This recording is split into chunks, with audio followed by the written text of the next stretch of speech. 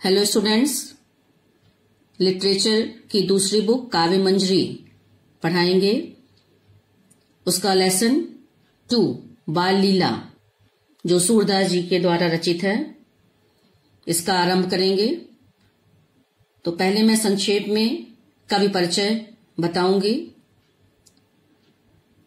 सूरदास जी सगुण भक्ति शाखा के कृष्ण काव्य धारा के कवि हैं। कृष्ण भक्त कवियों में उनका नाम सर्वोपरि है। वे वल्लभाचार्य के शिष्य थे। इन्होंने ब्रज की लोक प्रचलित भाषा को अपने काव्य का आधार बनाया था। इनकी ब्रज भाषा में मधुरता और सरलता का मिश्रण है, जिसमें अलंकारों का सहज प्रयोग हुआ है। ओके। श्री कृष्ण भक्ति में लीन सूरदास जी ने श्री कृष्ण की बाल लीलाओं का जो वर्णन किया है वह अनुपम है और इन्हें वात्सल्य रस का सम्राट कहा जाता है। क्लियर हो गया होगा। अब इस पाठ का परिचय मैं दूंगी। इस पाठ में सूरदास जी के 3 पद संकलित हैं और उक्त पद सूर सागर से उद्धृत किए गए हैं। पहले पद में बालकृष्ण के दिस वन पहले पद में बालकृष्ण के घुटनों के बल चलने का सौंदर्य, दूसरे पद में बालकृष्ण द्वारा यशोदा मां को पहली बार मैया कहकर पुकारने तथा अंतिम पद में शिशु रूप में श्री कृष्ण को बलराम द्वारा चिढ़ाए जाने की शिकायत का चित्रण किया गया है। ओके। पहला पद पढ़ाएंगे, इसका भावार्थ स्पष्ट कराया जाएगा। प्रस्तुत पद में सूरदास जी ने भगवान श्री कृष्ण के शैशवावस्था का सजीव चित्रण किया है। बाल रूप में श्री कृष्ण का रूप लावण्य अनोखा है। वे शिशु रूप में अति सुंदर लग रहे हैं। तो सूरदास जी ने उनकी सुंदरता का वर्णन करते हुए प्रस्तुत पद में कहा है, बताया है। See all of you. शोभित कर नवनीत लिए, घुटरुन चलत रेणु तन मंडित, मुख दधि लेप किए। फर्स्ट लाइन, शोभित कर मीन्स हाथ, नवनीत मीन्स मक्खन। उनके हाथ में, वे अपने हाथ में मक्खन लिए हुए शोभायमान हैं। सेकेंड लाइन, घुटरुन चलत रेणु तन मंडित। बाल्यावस्था का वर्णन किया गया है। इस अवस्था में वे घुटनों के बल चलते हैं।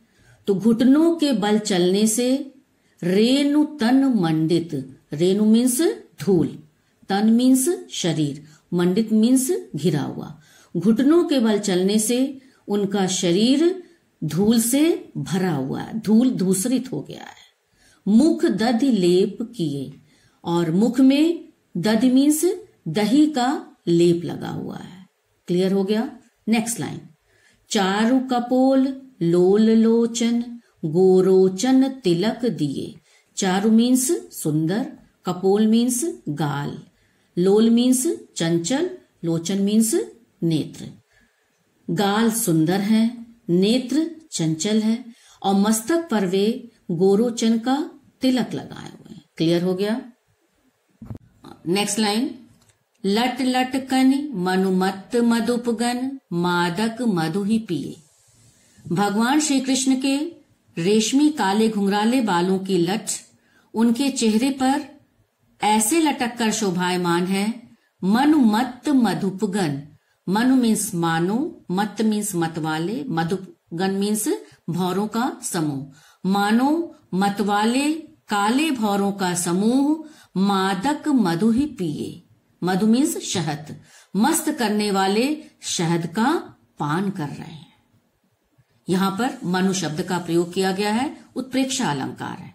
और उनके मुख को पुष्प के समान और उनके काले घुंघराले बालों को काले भौरों से तुलना की गई है। ओके। नेक्स्ट लाइन, कठुला कंठ वज्र के हरि नख राजत रुचिर हिये। उनके कंठ पर कठुला है, एक प्रकार की माला है, और वज्र के हरि नख, वज्र मीन्स कठोर, केहर मीन्स शेर, नख मीन्स नाखून। शेर का कठोर नाखून राजत रुचिर हिये मीन्स हृदय, उनके हृदय या छाती की शोभा बढ़ा रहे हैं। लास्ट लाइन, धन्य सूर एको पल इह सुख कासत कल्प जिए। सूरदास जी इस एक पल के भव्य दृश्य के सुख को धन्य मानते हैं। वे कहते हैं कि बिना इस सुख को प्राप्त किए लंबे समय तक, अर्थात सतकल्प, कल्प मीन्स युग, 12,000 वर्षों का एक युग होता है, तो भगवान के इस सुख को बिना प्राप्त किए लंबे समय अर्थात सैकड़ों युगों तक का जीना व्यर्थ है। कहने का आशय यह है कि श्री कृष्ण के बाल रूप का एक पल के लिए दर्शन करके सुख प्राप्त करना सैकड़ों युगों के सुख से भी अधिक श्रेष्ठ तथा मनोहर है। आई थिंक क्लियर हो गया होगा।